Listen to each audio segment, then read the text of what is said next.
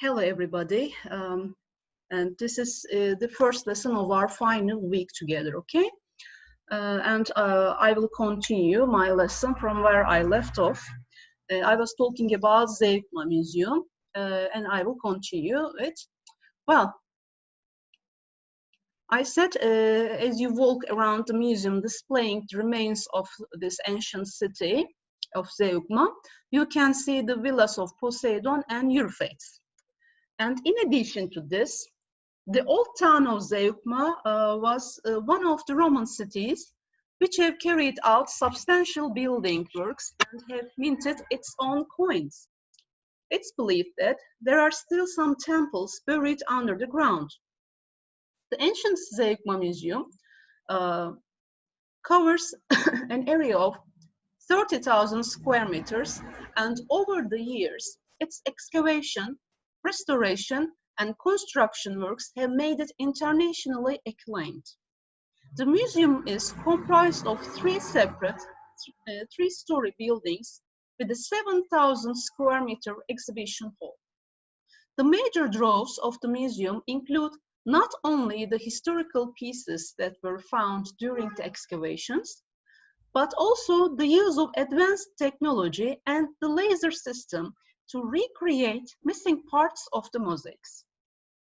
There are also light shows on the floor, the interactive mosaic panels, and three-dimensional film shows, as well as a virtual reality system which allows visitors to see the fish swimming in the lake.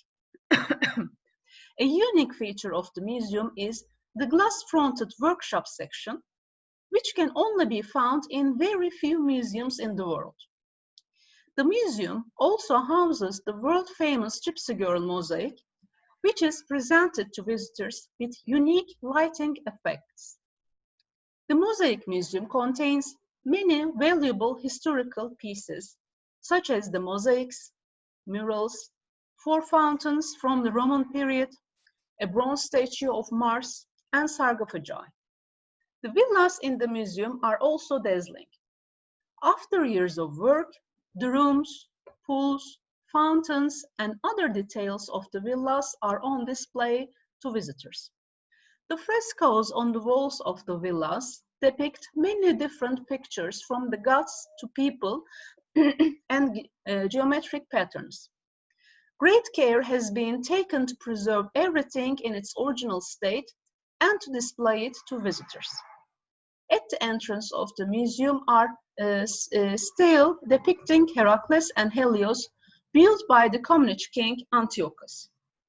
Amongst the museum's most valuable pieces are the mosaic depicting Dionysus' wedding scene and the 1.4 meter high statue of Mars, which can be seen from every corner in the museum. Okay, this is the end of the Zeugma Museum, and now I would like to talk about the Troy Museum. Okay. Well, the Troy Museum was built on an area of 11,314 square meters on a 100 acres of land in the entrance of the Troy ruins. Sorry. The fact that the height of the museum building is equal to the height of the ancient city of Troy prior to the excavation allows Troy to be kept alive here with all the details.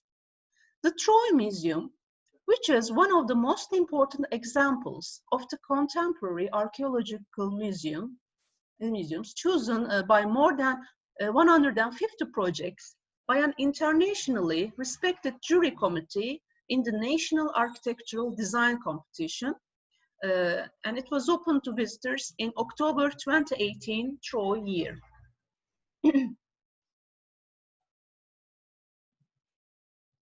Well, a total of 3,000 square meters exhibition hall in the Museum of Troy, and Troyes is a large number of works from the cities are exhibited. In this museum, sculpture, sarcophagi, inscription, altar, milestone, axe and cutting tools, terracotta ceramics, metal pots, gold, guns, coins, bone objects and tools, glass bracelets, ornaments, figurines, glass and terracotta scent bottles and tear bottles. And there are many special features, pieces that have witnessed the history of humanity, especially these bottles. Istanbul archaeological museums with 24 pieces of gold jewelry returned to their homes after being returned to our country by the US Penn Museum in 2012, and with 24 pieces of gold jewelry originating from the Ankara Museum of Anatolian Civilizations.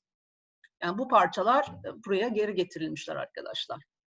Evet, Troy necklace, earring, diadem, bracelet, head ornament, chain, pendulum heads, pins, pendant beads, double ring bracelets, and gold coins of human origin are exhibited in this museum. Starting with the award-winning design of the Troya Museum, guests starting from the entrance ramp follow a story divided into 7 chapters from the ground floor. Troas region archaeology, Troy Bronze Age, Iliad epic, and Trojan War, Troas and Ilion in the ancient period, Eastern Roman and Ottoman period, archaeology history, the stories of the archaeological world of the stories categorized as the traces of Troy are meticulously met with the visitors. The history of Assos, Tenedos, Parion, Alexandria, and similar cities informing the excavations and works belonging to these periods are exhibited on the ground floor. While giving information about the Bronze Age of Troy in the first floor, the ship window designed to indicate the importance of this age in maritime trade and the striking sections of the projected reflective exhibition representing the story of abandoning the city with a war at the end of the late Bronze Age are the oldest written documents in Troy.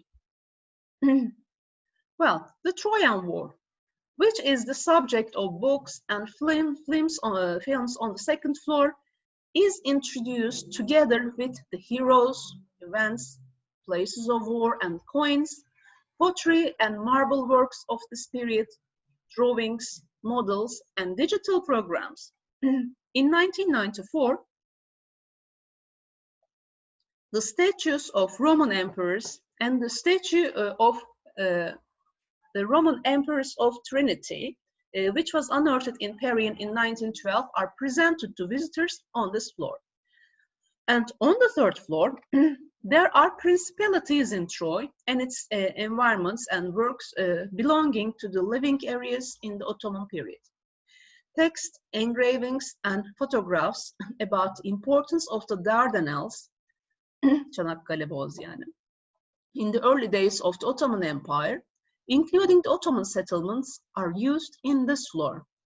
The pottery tradition that lasted during the Ottoman period, stoneworks, and in social life has become a field of coins and ceramics.